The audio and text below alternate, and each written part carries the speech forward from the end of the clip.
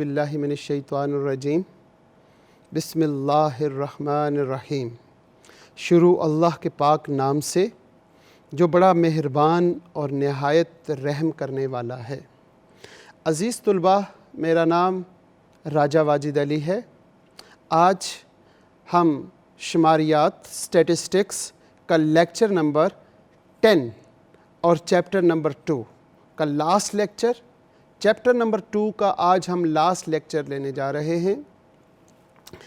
Lecture start करने से पहले हम जिस दुआ से आगाज़ करते हैं, अपना जब भी आप इल्म हासिल करें, अपने घर में, अपनी क्लास में, कहीं पे भी आप पढ़ने लगें, तो आप इस दुआ से अपने इल्म का आगाज़ करें, क्योंकि इल्म के ख़ज़ाने सारे के सारे मेरे रब के पास हैं, और अगर उन ख़ज़ानों से एक कतरा भी हमें मिल गया तो हम पता नहीं क्या बन जाएंगे। हमारा रहती दुनिया तक नाम रहेगा। जैसे आपको मालूम है, किसी ने इलेक्ट्रिसिटी को ईजाद किया, ख़ुद तो वो मर गया, लेकिन उसके इल्म से आज तक हम नफ़ा हासिल कर रहे हैं।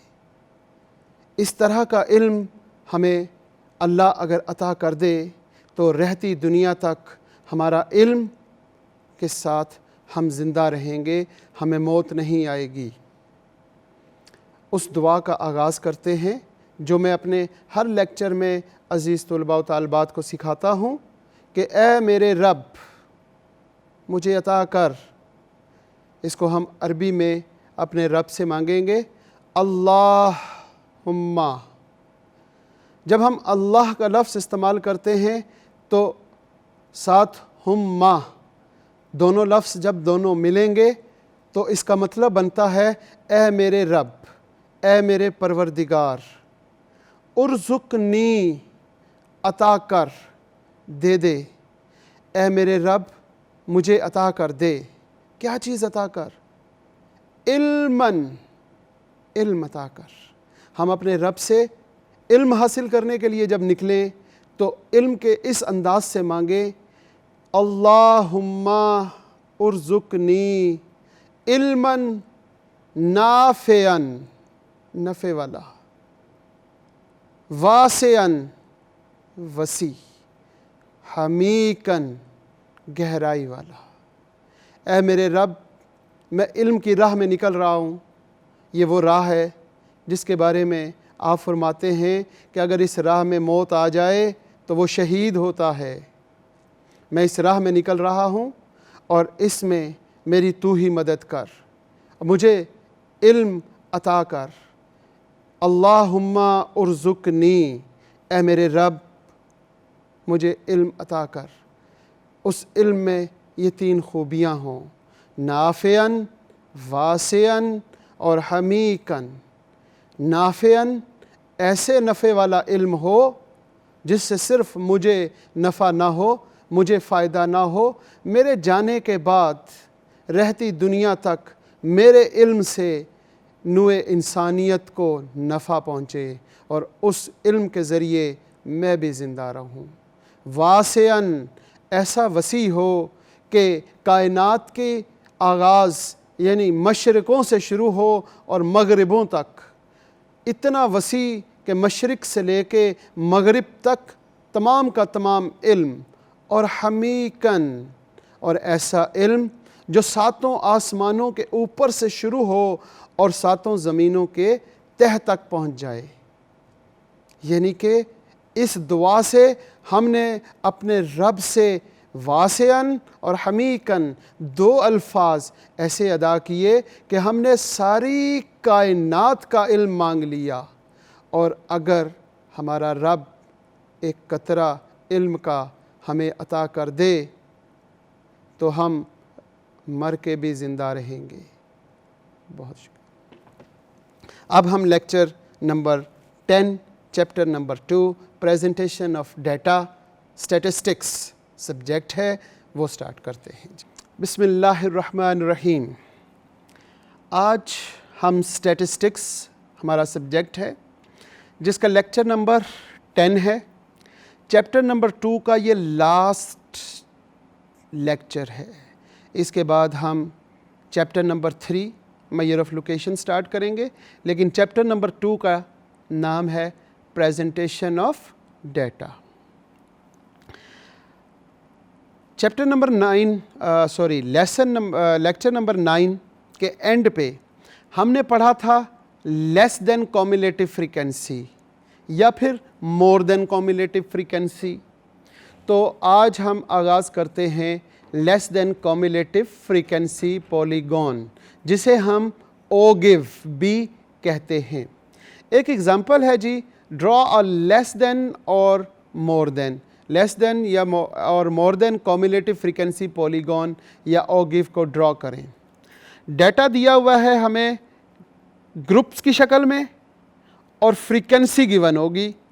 क्लास बाउंड्रीज आपने खुद बनानी है, जैसे हम ऑलरेडी इससे प्रीवियस फ्रीक्वेंसी डिस्ट्रीब्यूशन के ग्राफ में बना के आए हैं।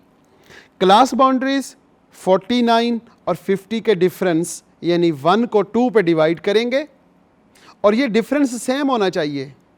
जब हमने, क्योंकि 49 और 50 का डिफरेंस 1 है, 1 को 2 पे डिवाइड करने से हमारे पास आएगा 0.5 इन तमाम वैल्यूज़ से माइनस करेंगे और इन तमाम वैल्यूज़ में ऐड कर देते हैं, तो ये क्लास बाउंड्रीज बनती है।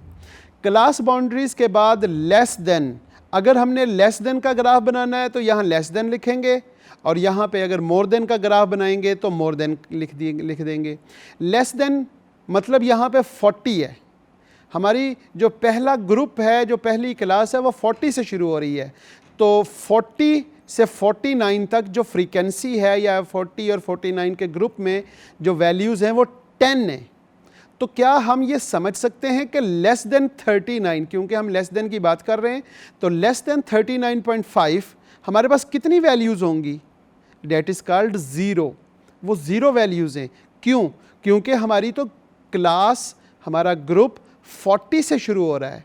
जब 40 से शुरू हो रहा है कि 40 से 49 10 वैल्यूज़ हैं, तो less than 39 it's must be equal to zero. अब यहाँ से हम बात करते हैं जी लेस देन की बात, कि लेस देन 49.5, 49.5 से लेस। अब 49.5 से लेस कहाँ तक? यहाँ पे तो इस ग्रुप में हमने लिखा हुआ 40 से 49, लेकिन यहाँ पे जब हम ये बात लिखेंगे लेस देन 49.5, ये 49.5 जो क्लास बाउंड्री है, इससे लेस कितनी वैल्यूज़ हैं? 10 तो ये वाली और 0, 40 से पीछे, 39 से पीछे 0, तो 10 प्लस 0 कितना हुआ जी? 10। तो ये हमारे पास कम्युलेटिव फ्रीक्वेंसी लेस देन 49 की आ गई। लेस देन 59.5, अब इस ग्रुप में तो हमारे पास सिर्फ 14 वैल्यूज़ हैं, इस ग्रुप में 10 है, इस ग्रुप में 0 है। जब हम बात करेंगे कि लेस देन 59.5, तो लेस देन 59.5 में हम क्या करेंगे? 14 प्लस 10 प्लस 0, एक तो ये तरीका है। दूसरा तरीका ये है कि ये जो कम्युलेटिव फ्रीक्वेंसी आई हुई है, इसी को हम यहाँ ऐड कर लेंगे, तो 10 प्लस 14 हमारे पास 24 आ जाएगा। अब लेस देन 69.5, एक तरीका ये है कि 20 प्लस 14 प्लस 10 और फिर प्लस 0, तो वो हमारे पास 44 है। दूसरा मेथड क्या है कि लास्ट कम्युलेटिव फ्रीक्वेंसी जो आपके पास मौजूद है, उसी को फ्रीक्वेंसी में, जैसे कम्युलेटिव फ्रीक्वेंसी बनाते हैं वैसे, 24 प्लस 20 44, 44 प्लस 25 वो आपके पास 69, 69 प्लस 16 85 और 85 प्लस 11 96। ये हमारे पास क्लास बाउंड्रीज़, हम पिछले प्रीवियस लेक्चर्स में क्लास बाउंड्रीज़ या लेस देन कम्युलेटिव फ्रीक्वेंसी ये टेबल हम सीख चुके हैं। यहाँ पे हमारी कुछ उसकी रिवीजन हो गई। अब इसको क्योंकि हमने तो फ्रीक्वेंसी पॉलीगॉन या ओगिव बनाना है, जैसे फ्रीक्वेंसी कर्व या फ्रीक्वेंसी का जो ग्राफ बना था फ्रीक्वेंसी पॉलीगॉन, वो एज इट इज़ इसी तरह बनाया था कि हमने ये देखा कि हमारे पास पहली क्लास बाउंड्री क्या है, 39 से 39.5 से 49.5। तो ये जो हमारे पास है 39 और 49.5 ये लाइन, यहाँ पर हमारे पास इसकी वैल्यू 10 है। तो जैसा कि हमने ये सीखा हुआ है कि वाई एक्सिस पर फ्रीक्वेंसी को रिप्रेजेंट करते हैं और एक्स एक्सिस पर वैल्यूज़ को। तो जो हमारे पास क्लास बाउंड्रीज़ हैं, जो पहली क्लास है वो 39 से लेस है, तो लेस देन 39 वो यहाँ पे 0 है, लिहाजा एक्स एक्सिस के ऊपर एक पॉइंट लग गया। इसके बाद हमारे पास दूसरी कॉम्युलेटिव फ्रीक्वेंसी 10 है, 24 तीसरे नंबर पे। तो यहाँ से हम एक लाइन ड्रॉ करेंगे जो 20 यहाँ पर है और 24 उससे ऊपर, यानी 20 और 30 के मिड से थोड़ा सा नीचे हम यहाँ पे 24 एक पॉइंट लगाएंगे। आगे देखते हैं जी 44 है, तो यहाँ पर हम 44, ये 10, 20, 30, ये 40 और ये 44। नेक्स्ट हमारे पास 44 के बाद 69 आ जाएगा और 85। तो 69 हमने यहाँ पे लगा लिया और 86 लास्ट पॉइंट। ये पॉइंट्स को हमने क्या करना है, क्योंकि यहाँ कर्व नहीं लिखा हुआ, फ्रीक्वेंसी पॉलीगॉन है, तो फ्रीक्वेंसी पॉलीगॉन, जब पॉलीगॉन लिखा होगा तो इन पॉइंट्स को हमने सिंपल स्केल के साथ मिला देंगे, कर्व ना बने बल्कि कॉर्नर्स बनते हुए नज़र आएँ।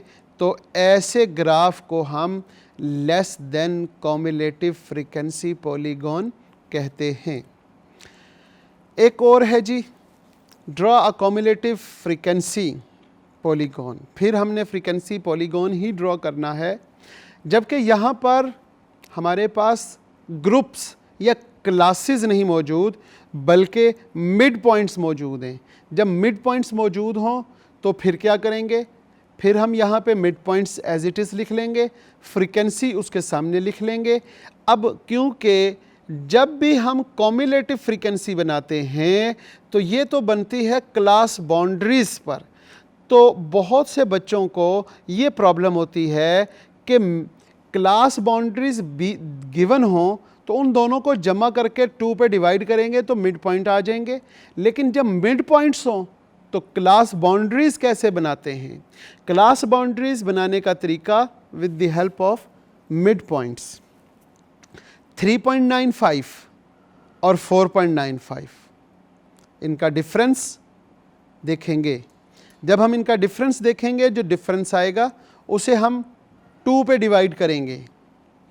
जब हमने इनका डिफरेंस देखा और फिर उसे 2 पे डिवाइड किया, पहली बात इनका डिफरेंस 1 का आया, 2 पे डिवाइड किया 0.5। अब ये जो लिखा हुआ है 3.95, इसमें ही माइनस करेंगे और इसी में प्लस करेंगे। 3.95 में जब हम माइनस करते हैं 0.5 तो वो आ जाएगा 3.45 और इसी में ऐड करने से 4.45। इसी तरह जब हमारे पास 4.95 है तो 4.95 में माइनस करेंगे तो हमारे पास 4.45 और इसी वैल्यू में 0.5 ऐड करेंगे तो ये हमारे पास क्लास बाउंड्रीज़ बन जाएंगी। जब ये क्लास बाउंड्रीज़ बनेंगी तो क्योंकि यहाँ पे कॉम्युलेटिव फ्रीक्वेंसी लिखा हुआ है तो कॉम्युलेटिव भी हमें चाहिए। पहली वैल्यू फ्रीक्वेंसी की वैसे लिख देते हैं 1 को ऐड करेंगे आगे 4 में, तो 1 + 4 = 5। अब इस 5 को नेक्स्ट फ्रीक्वेंसी में ऐड करेंगे, 5 + 5 = 10। 10 को अब ऐड करेंगे नेक्स्ट फ्रीक्वेंसी में, जो टोटल आया उसको नेक्स्ट फ्रीक्वेंसी में ऐड कर देंगे। 10 + 10 = 20, 20 + 12 = 32। 32 को किस में ऐड करेंगे अब, यानी कि 19 में, और 19 में जब ऐड किया तो 51 और 51 + 13 = 64। और ये जो कॉम्युलेटिव फ्रीक्वेंसी का लास्ट वैल्यू होगी ये फ्रीक्वेंसी का टोटल भी होता है। इसको सेम एज इट इज़ जैसे हम प्रीवियस एग्जांपल में सीख चुके हैं कि एक्स एक्सिस, ये एक्स एक्सिस पर हमने मिड पॉइंट्स ले लिए या क्लास बाउंड्रीज लिया करते हैं, और वाई एक्सिस पर फ्रीक्वेंसी या क्लास बाउंड्रीज। क्लास बाउंड्रीज में हमारे पास 64 इज़ द हाईएस्ट वैल्यू। तो अब हमने ये जो डिजिट्स हैं इस अंदाज में रखने हैं कि एक वैल्यू से दूसरी वैल्यू तक इंटरवल भी इक्वल हो और 64 तक हम पहुंच भी जाएं। अब 64 तक पहुंचने के लिए हमने 10-10 का इंटरवल लिया है, 10, 20, 30, 40, 50, 60 और 70। जब 70, क्योंकि इंटरवल तो 10-10 का ही रहेगा, तो 64 हमारे पास इस इंटरवल में कवर हो गया। ये हमारे पास मिड पॉइंट्स थे, वो हमने एक्स एक्सिस पे ड्रॉ कर लिए। पहला मिड पॉइंट है 3.95। 3.95 को हमने क्या करना है जी, 1 पे क्लिक करना है। यहाँ पे हमारे पास 3.95 है और उसको हमने 1, क्योंकि ये 10 है तो इस लाइन एक्स एक्सिस से थोड़ा सा ऊपर 1 होगा। आगे है जी 5, तो ये हमारे पास 10 है, 10 और 0 के मिड में 5, यानी 1 से थोड़ा सा ऊपर। आगे चलते हैं 10, तो यहाँ पे हमारे पास ये 10 आ जाएगा, इसी तरीके से ये 20 पे, इसी तरीके से ये 32 पे, फिर आगे चलते हुए देखते हैं ये 51 पे, और यहाँ से हम जब देखते हैं तो ये 64 पे। इन लाइंस को हम ड्रॉ करेंगे तो वो कॉम्युलेटिव फ्रीक्वेंसी पॉलीगॉन बनेगी। ये है जी कॉम्युलेटिव फ्रीक्वेंसी पॉलीगॉन, और इससे पहले हम यहाँ पर पढ़ चुके हैं less than cumulative frequency polygon. इन दोनों में फ़र्क क्या है? इन दोनों में फ़र्क ये है कि जब लेस देन या मोर देन होगा, जब लेस देन होगा तो हमारे पास जो ये कर्व है वो एक्स एक्सिस को टच कर रही होगी। जब यहाँ पे सिंपल कॉम्युलेटिव होगा, लेस देन नहीं होगा, तो ये एक्स एक्सिस को टच नहीं करेगी। ये फ़र्क है। इसी पॉइंट पे जब आपका ग्राफ चेक किया जाएगा तो इस पॉइंट के निस्बत को देखते हुए आपको मार्क्स दिए जाएंगे। कंस्ट्रक्ट ओगिव, ये जो अभी हमने बनाया इसको हम ओगिव भी बोलते हैं और फ्रीक्वेंसी पॉलीगॉन भी कहते हैं। ओगिव कैसे कंस्ट्रक्ट होता है ये हम ऑलरेडी पढ़ चुके हैं। To construct ogive the upper class boundaries are taken along the X axis. जो अपर क्लास बाउंड्रीज हैं उन्हें हम एक्स एक्सिस पर ड्रॉ करते हैं, और cumulative frequency are taken along the Y axis.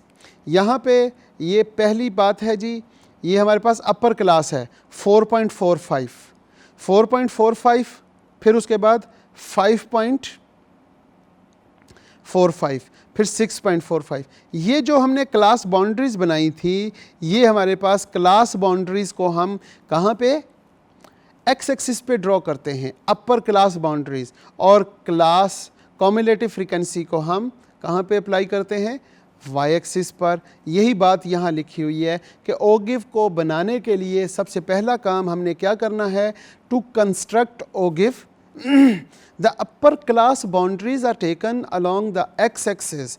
X axis पर हमने अपर क्लास बाउंड्रीज ले लेनी है, and cumulative frequency are taken on the Y axis. The points, फिर हमने वो पॉइंट्स आर जॉइंट, उन पॉइंट्स को हमने जॉइंट करना है बाय स्ट्रेट लाइंस, ना कि कर्व। जब कर्व होगा तो फिर यहाँ लाइन नहीं होगी, हम उसे कहेंगे कर्व, जॉइंट बाय कर्व। जब ओगिव होगा तो हम कहेंगे straight lines. We know that cumulative polygon is closed figure. ये कॉम्युलेटिव पॉलीगॉन जो होती है ये क्लोज्ड फिगर होती है, इसलिए यहाँ से एक लाइन आपको ड्रॉ करनी पड़ेगी नीचे तक, और यहाँ से इसको इसके साथ मिला देंगे। आगे चलते हैं जी। पहले था फ्रीक्वेंसी डिस्ट्रीब्यूशन के ग्राफ्स, अब हम आ जाते हैं डायग्राम्स और चार्ट। डायग्राम क्या होती है? अ डायग्राम और चार्ट इज़ अ विजुअल, वहाँ पे था, is a representation of graph diagram क्या होती है? Is a visual form for presentation of statistical data. ये सिंपल सी डेफिनेशन है, बहुत आसान, सिर्फ आपने 1 से 2 लफ्ज़ याद रखने हैं। वो ये है कि सिर्फ और सिर्फ विजुअल एक लफ्ज़ है, बाकी ये सारे हेल्पिंग वर्ड्स हैं, बाकी चैप्टर का नाम है। डेफिनेशन याद करना बहुत आसान हो जाएगी आप लोगों के लिए कि डायग्राम और चार्ट किसे कहते हैं? Is a visual form. ये एक विजुअल फॉर्म होती है किसकी? For a presentation of statistical data की। आगे बात करते हैं जी। Diagrams refer to the various type और device like bars, circles, etc. Diagrams also show comparison between two or more set of data. 2 या 2 से ज़्यादा सेट ऑफ डाटा हो तो उनका कंपैरिजन भी with the help of diagram किया जाता है। द डायग्राम और chart should be simple to understand and easy to read. Diagram क्या चीज़ होती है? डायग्राम और चार्ट जो बहुत सिंपल होती है, किसके लिए? अंडरस्टैंड, समझने के लिए, एंड ईजी टू रीड, और पढ़ने के लिए भी बहुत आसान होती है। डायग्राम और chart are more suitable presentation of the discrete set of data. इससे पहले हमने ग्राफ को पढ़ा। ग्राफ था कंटिन्यूस डाटा के लिए, कंटिन्यूस सेट ऑफ डाटा के लिए हमने पढ़ा ग्राफ, और diagram discrete set of data. यही इन दोनों के दरमियान डिफरेंस को ज़ाहिर करता है। आगे यही बात हम मज़ीद डिटेल से सीखते हैं। डिफरेंस बिटवीन द ग्राफ और डायग्राम। ग्राफ और डायग्राम के दरमियान क्या डिफरेंस है? The basic difference between graph and diagram. Then the graph of presentation of continuous set of data, जबकि diagram is any other 1, 2 और 3 dimensional। पहली बात तो ये है, डायग्राम एक या एक से ज़्यादा डायमेंशनल पर ली जाएगी, और दूसरा विजुअल रिप्रेजेंटेशन है, और तीसरे नंबर पे ये डिस्क्रीट सेट ऑफ डाटा पर मुश्तमिल होती है। Simple bar chart. यहाँ पे हम कुछ ग्राफ्स पढ़ने के बाद डायग्राम्स में हमारे topics simple bar chart, multiple bar chart, component bar chart और पाई चार्ट, ये कुछ टॉपिक्स हैं जिनको हम आगे डिस्कस करते हैं। नंबर 1, सिंपल बार चार्ट या सिंपल बार डायग्राम, एक ही बात है। The simple bar chart is usually to represent data involving only one variable classified on statistical inquiry, quantitative. In simple bar chart, we make bar of equal width. Simple bar chart जो है वो visual representation होती है, लेकिन उसके लिए variable एक होना चाहिए। और simple bar chart we make a bar, इसमें हम बार बनाते हैं और उनकी विड्थ इक्वल होती है। द वेरिएबल लेंथ और quantity is represent by the height of the bar. इसी बात को सीखने के लिए हमारे पास कुछ एग्जाम्पल्स हैं। Example, draw a simple bar chart of the following data. एक ये डाटा दिया गया है, एक ये डाटा दिया गया है। इस डाटा से भी हमने सिंपल बार चार्ट ड्रॉ करनी है और इस डाटा से भी हमने सिंपल बार चार्ट ड्रॉ करनी है। यहाँ पे लिखा हुआ है जनाब countries, India, Pakistan, China, Indonesia, और यहाँ पर इनकी production 816 production of India, 106 production of Pakistan, 1088 production of China and same as it is Indonesia 175। जब यहाँ पर हमारे पास name of countries, divisions name, कोई भी नेम लिखे हों तो ये जो नाम लिखे होते हैं ये हमने रिप्रेजेंट करने होते हैं वाई एक्सिस पर, और इनके अगेंस्ट वैल्यू को हम एक्स एक्सिस पे रिप्रेजेंट करते हैं। यहाँ पे जब हम देखते हैं तो 1088 इज़ द मैक्सिमम फिगर। अब हमने एक्स एक्सिस पे 1088 को कवर करते हुए देखना है, तो यहाँ पर ये हमारे पास वैल्यू आ गई 500, ये 1000 और ये 1500। इसमें इस वैल्यू को कवर कर लिया गया है। अब हम देखते हैं पहला नंबर पे हमारे पास जो डाटे में गिवन है वो है India, Pakistan, China and Indonesia. यहाँ पर हम देखते हैं प्रोडक्शन ऑफ इंडिया, वो हमारे पास है 816। अब सिर्फ इंडिया पर हमने एक ऐसी बार ड्रॉ करनी है जो 816 तक जाए, तो ये 500 है, ये 600, ये 700, ये 800 और इससे थोड़ा सा आगे 16 वैल्यूज़ एक्सपेक्टेड अंदाजे से हम लगाएंगे और यहाँ पर एक बार ड्रॉ कर देंगे। Same as it is Pakistan, the value is 106, तो यहाँ पे ये पहली लाइन ही 100 पर है, इससे थोड़ा सा आगे करके यहाँ पर एक बार बनेगी और ये दोनों बार अगर आपस में मिल जाएंगी तो ये हिस्टोग्राम कहलाएगी, और अगर इसमें गैप देंगे तो ये सिंपल बार चार्ट होगी। इसी तरह जब देखते हैं चाइना की प्रोडक्शन तो 1088, तो यहाँ पर हमारे पास 1000 है और ये 88 का मतलब है अराउंड अबाउट 100 के करीब, तो ये 1100 से थोड़ा सा नीचे अंदाजे से लाइन ड्रॉ की जाएगी और इस लफ्ज़ यानी चाइना पर एक बार ड्रॉ की जाएगी जो रिप्रेजेंट करेगी इसके प्रोडक्शन को, और इंडोनेशिया। इसी तरीके से यहाँ पे जब ईयर्स आ जाएंगे तो ईयर्स को हम एक्स एक्सिस पर और फ्रीक्वेंसी या प्रोडक्शन को हम वाई एक्सिस पे ड्रॉ करेंगे। 1990 में प्रोडक्शन थी 45, तो हमने यहाँ पे 1990 पर 45 पर हमने एक बार ड्रॉ कर दी। इसी तरह 52, 60, 56 और 68 बार्स को ड्रॉ करेंगे, और अगर ये बार्स आपस में मिली नहीं हुई, एडजॉइंट नहीं हैं, तो सिंपल बार चार्ट कहलाएगी। आगे चलते हैं जी। दूसरा टॉपिक है multiple bar chart. Multiple bar chart या डायग्राम, मल्टीपल नाम से ही जाहिर है कि एक से ज़्यादा। वहाँ पे सिंपल, जब सिंपल होगा तो 1, जब मल्टीपल होगा तो एक से ज़्यादा। We use to draw multiple bar chart if the total और different phenomena in meaningless. The multiple bar chart, 2 or more set of interrelated data are represented. The technique of simple bar chart, वही technique use करेंगे, is used to draw this diagram, but the difference is that we use different shade, color or dots between different nomina.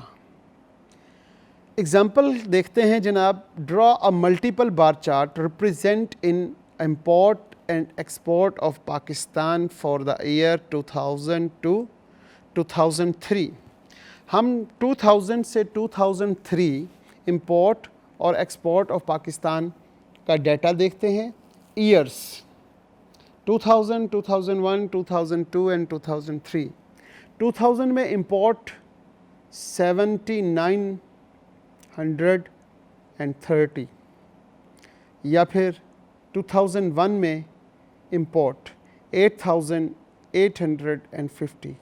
इसी तरह 2002 में 9780 और 2003 में 11720। Export of 2000 is 4260 और इसी तरह ये हमने डाटा मिल गया। अब 2000 जो एक साल है उसके सामने हमारे पास 2 वैल्यूज़ हैं, 2 भी हो सकती हैं, 2 से ज़्यादा भी हो सकती हैं, 3, 4। तो हम मल्टीपल बार चार्ट की तरफ आ जाएंगे। अब हम क्योंकि ईयर्स एक्स एक्सिस पे ड्रॉ करते हैं और ये वैल्यूज़ वाई एक्सिस पे ड्रॉ करेंगे। यहाँ पे हम देखते हैं मैक्सिमम वैल्यू हमारे पास क्या है। मैक्सिमम वैल्यू ये है 11,720। तो हमने यहाँ पे ज़ीरो से स्टार्ट करना है और इस वैल्यू को कवर करेंगे। 2000, 2001, 2, 3।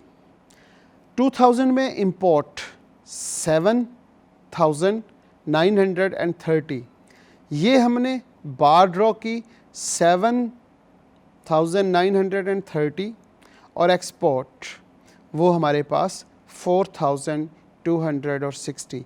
ये दोनों बार्स को जॉइंट करेंगे, लेकिन जो 2000 और 2001 की बार्स हैं इन्हें जॉइंट नहीं करेंगे। अब हमने इसको शेड इस कलर में कर दिया और इसको डार्क और इसको लाइट। यहाँ पे हमने रिप्रेजेंट या स्केल दे दिया कि इस कलर को हम रिप्रेजेंट करते हैं इंपोर्ट से और इस कलर को हम एक्सपोर्ट से। और इसी तरीके से 2001, 2002 और 2003 इन तमाम की बार्स को ड्रॉ करेंगे। आगे चलते हैं। सब डिवाइड बार चार्ट और component bar chart. Component bar chart भी ऐसी बार चार्ट होती है जिसमें एक से ज़्यादा चीज़ें, एक से ज़्यादा वैल्यूज़ गिवन हों। For example, draw a component bar chart. हमने एक कंपोनेंट बार चार्ट ड्रॉ करनी है। यहाँ पे डिवीजन्स हैं। इस डिवीजन में इतने मेल और इतने फीमेल्स हैं और इनका टोटल 60 है। सब डिवाइड इसलिए किया करते हैं क्योंकि जब हम बात करेंगे फैसलाबाद की, तो फैसलाबाद का जो टोटल होगा यानी 60, उस पर एक ही बार बनेगी, इसलिए सब डिवाइड है। एक बार बन गई, उसका पहला कट लगाएंगे 32 पे। ये 20 है, यहाँ पे 30 और ये 32। इस वैल्यू को शेड करेंगे मेल, ये मेल को रिप्रेजेंट कर रहा है और इस वैल्यू को, ये बाकी वैल्यू रह जाएगी। अगर ये टोटल 60 है, अगर ये बार 60 की है तो ये कट हमें 32 पे हमने लगा दिया, मेल को रिप्रेजेंट किया, तो 60 माइनस 32 इट्स 28। तो ये जो बाकी वैल्यू, बाकी एरिया बचा, ये 28 आ गया और ये रिप्रेजेंट करता है फीमेल को। इसी तरह जब हम बात करते हैं मुल्तान की, तो मुल्तान का टोटल है जी 55। तो हम मुल्तान पर 55 की बार ड्रॉ करेंगे और उसको पहले कट देंगे 30 पे, तो यहाँ पे 30 आ गया, तो बाकी जो एरिया बचा वो 25। लिहाजा 25 जो है वो फीमेल को रिप्रेजेंट करता है। उसको हम किसी और कलर से शेड करेंगे और इसे हमने किसी और कलर से शेड किया हुआ है और इसी तरीके से ये कंप्लीट करेंगे कंपोनेंट बार चार्ट या सब डिवाइड बार चार्ट। आज हमने लेक्चर नंबर 10 स्टैटिस्टिक्स में ग्राफ्स और डायग्राम्स को पढ़ा और इसी तरह हमारा चैप्टर 2 आज कंप्लीट होता है और बच्चों से और तुलबा से ये वही बात लास्ट में कि इन तमाम चीज़ों को सीखें अपनी किताब। सबसे अहम बात यह है कि स्टैटिस्टिक्स की हम, जैसे मैंने पहले लेक्चर में बताया था कि हमने स्टैटिस्टिक्स की किताब जो शुरू करनी है वो है मिराजुद्दीन मिर्ज़ा, कारवान पब्लिशर की बुक है, वहाँ से हम स्टडी करेंगे। अगर बच्चे इस किताब को परचेज़ करते हैं, कारवान पब्लिशर और Mirajuddin Mirza introduction to statistics, इस किताब में ये सारी चीज़ें आपको मिलेंगी और इन चीज़ों को वहाँ से स्टडी करें, पढ़ें, मेहनत करें।